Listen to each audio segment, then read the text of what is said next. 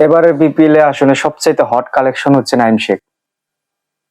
Chittagong Royals তাকে কিনে নিয়েছে 1,10,00,000 টাকা দিয়ে।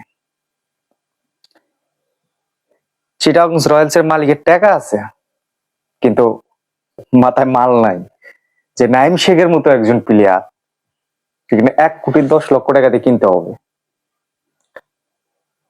মানে যদি কিনতেন 1,10,00,000 টাকা দিয়ে যদি কিনতেন, ভালো প্লেয়ারে কিনতেন, যেখানে তানজিদ হাসান তামিম আছে, সাইফ আছে, লিটন দাস কুমার আছে, মানে এদের চেয়েতেও কি ভালো প্লেয়ার নাইম শেখ?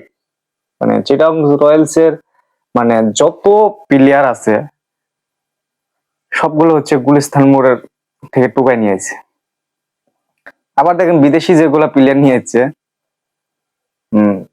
কাইসা কুইসা যেগুলা প্লেয়ার নিয়েছে, একটা প্লেয়ারও দলের ভিতরে নেই, কোনো দলের ভিতরে নেই, কোনো প্লেয়ারের ভালো পারফরমেন্স নেই। মানে তাদেরকে নিয়ে আসি, চিটাগং রয়্যালস এ কি করছে, কি একটা অবস্থা।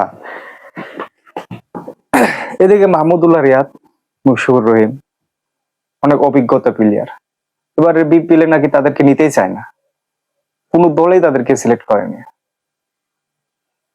যাই হোক, রংপুর রাইডার্স অনেক ধন্যবাদ যে মাহমুদুল্লাহ রিয়াদকে নিয়েছেন, মুশফিকুর রহিমকে রাজশাহী নিয়েছেন। দুই দলের প্রতি অনেক শ্রদ্ধা।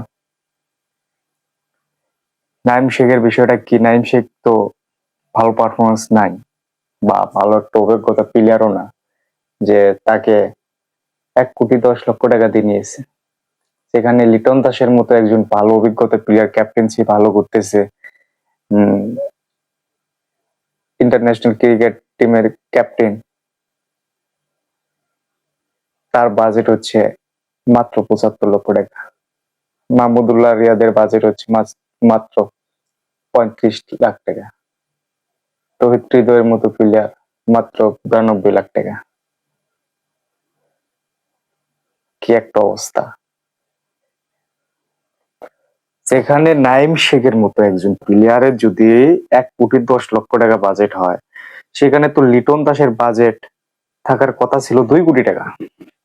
কারণ নাইম শেখের চেয়ে অনেক ভালো পারফরমেন্স, ভালো খেলোয়াড় হচ্ছে লিটন দাস কুমার। চিটাগং রয়্যাল যদি নিত, হ্যাঁ নিত, যদি লিটন দাসকে নিত বা সাইফকে নিত বা তানজিদ হাসান তামিমকে নিত, ভালো একটা টিম উপহার দিতে পারতো।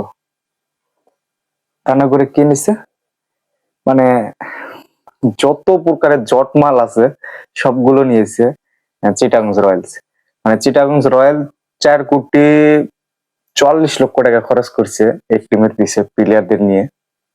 মানে একটা প্লেয়ারও ভালো নেই, মানে সবগুলো মুরব্বী, মানে যেগুলা মানে ক্রিকেট খেলার বাইরে, লিস্টের বাইরে, মানে তাদেরকে জোগাড় করে ফেলেছে।